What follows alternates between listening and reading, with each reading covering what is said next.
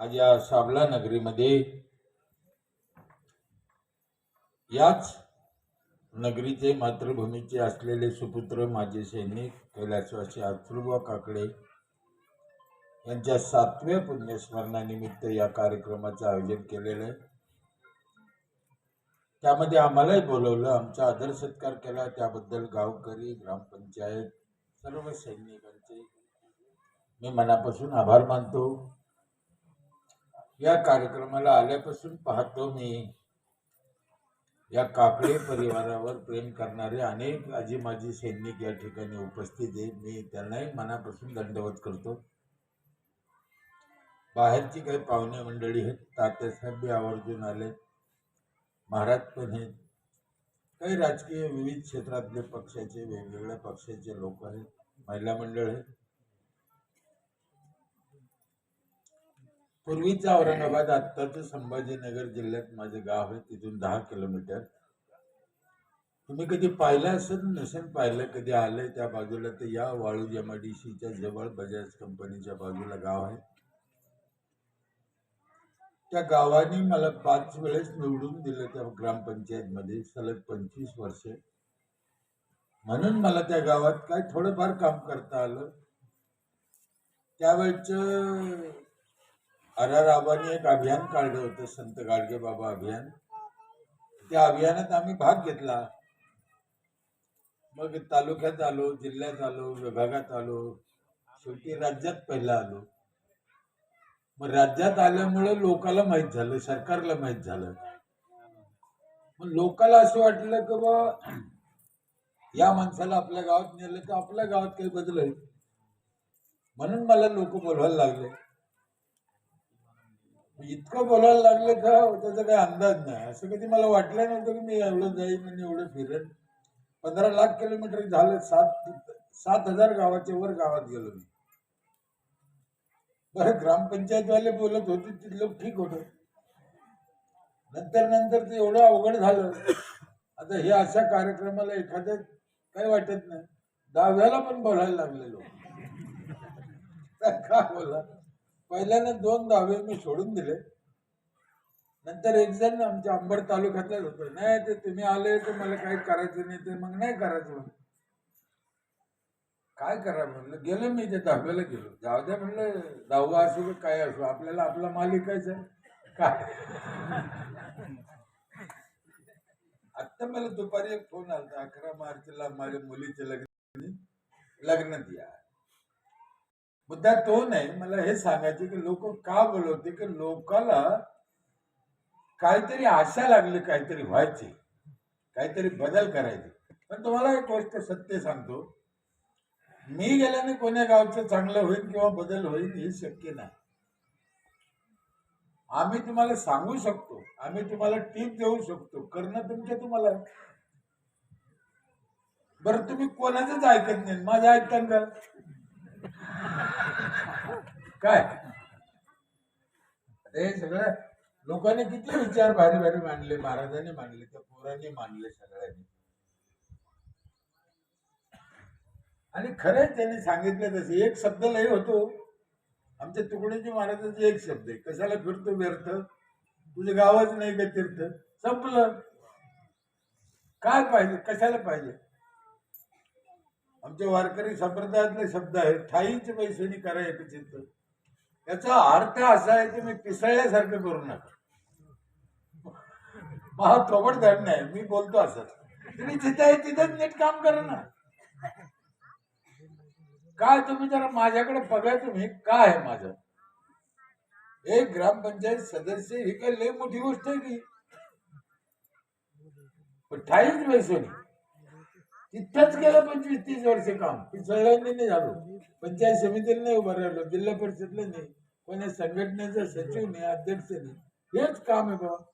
आणि काऊन म्हणजे कोणाला दुसऱ्याला नाव नाही ठेवायचं. मला तिथंच इतकं काम आहे, अजून किती वेळ शिल्लक आहे, मग दुसरीकडे कशाला जायचं.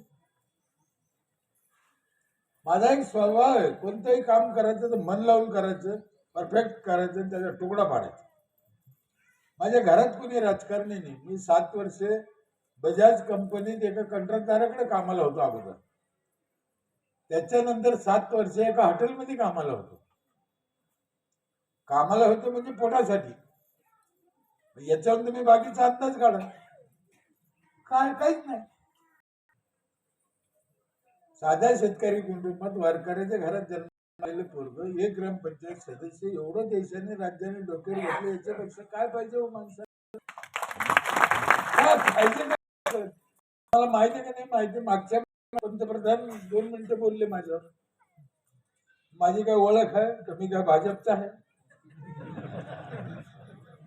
पण पंतप्रधानाला बोलावं लागलं, याचा अर्थ आपलं काम, आपली दिशा बरोबर आहे. काही होऊ शकत. म्हणून मी सांगितलं, आम्ही टीम देऊ. एक शब्द त्या पोरांनी सांगितलं, एक शब्द एखाद्या माणसाला लागून गेला, लागून जाऊ शकतो. माझ्या गाडीवर लिहिलेलं होतं, रडायचं नाही लढायचं. काय वाक्य होतं लिहिलेलं? रडायचं नाही लढायचं. मी असं येत होतो तिकडून धुळ्यातून, माझ्या मागे गाडीत मला ओव्हरटेक केलं, तर त्या बाईने ते वाचलं माझ्या गाडीवर. रडायचं नाही आता रडायचं नाही, आता लढायचं. माहिती घेतली कोण आहे. विचार केला एक दिवस ती मला भेटायला आली घरी. ही सत्य घटना. ती म्हणे, दादा तुमचं ते गाडीवर वाचलं म्हणे, मी आता लढायचं. तेव्हापासून ठरवलं म्हणजे मला लढायचं.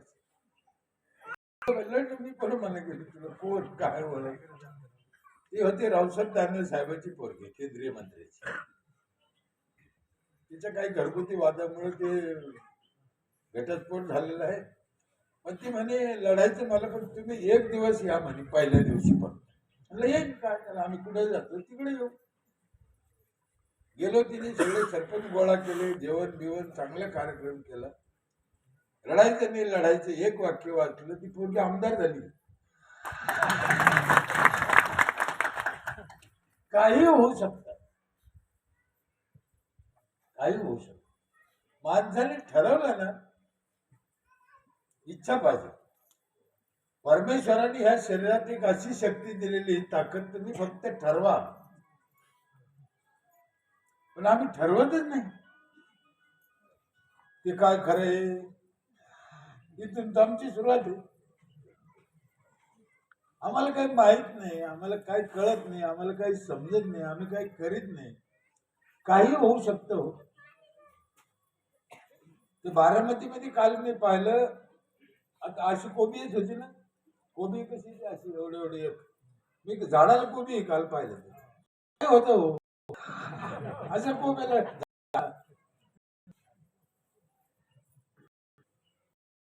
मग तुम्ही हपकून मला म्हणायचं काहीतरी ठरवा. आणि काही पण होऊ शकतं. त्याच्या म्हणते ना, आमचा भाग दुष्काळी, आम्हाला पाणी नाही, 100% खोट आहे साहेब. काही होऊ शकतं, काही पण. इथं पण 32 एकर जमीन आमची कोरडो होती, 32 एकर होऊ शकते. काही पाठ नाही, फाट नाही, काही नाही. आमचंच होऊ शकतं, काहीच अडचण नाही त्याला. तुम्ही फक्त ठरवा की आम्हाला हे करायचं. 100% होतं.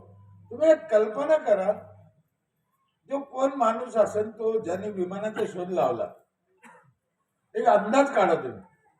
साहेब, विमान आकाशात उडून दिल्लीला जिथे उतरायचं तिथेच उतरण, हे त्याच्या डोक्यात आलं. साधी गोष्ट आहे की. आपण अजून मी गावाला जायचं रस्ता चुकवतो आरामखोर.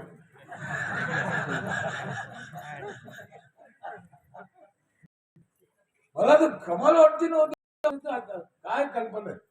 आणि ज्या दिवशी पहिल्या दिवशी विमान उडलं असेल, तो माणूस त्याच्यात असेल, होऊ शकतो. मग का होत नाही आपलं? आपण नाव ठेवतो. साहेबांनी सांगितलं एकाच निघलं. मला हे साहेबांनी आठवण करून दिली होती आल्यावर. तुम्हाला सांगूनच टाकतो मी ते आता. याने आठवण केली होती, याने बी आठवण केली. हे एखादं तोंड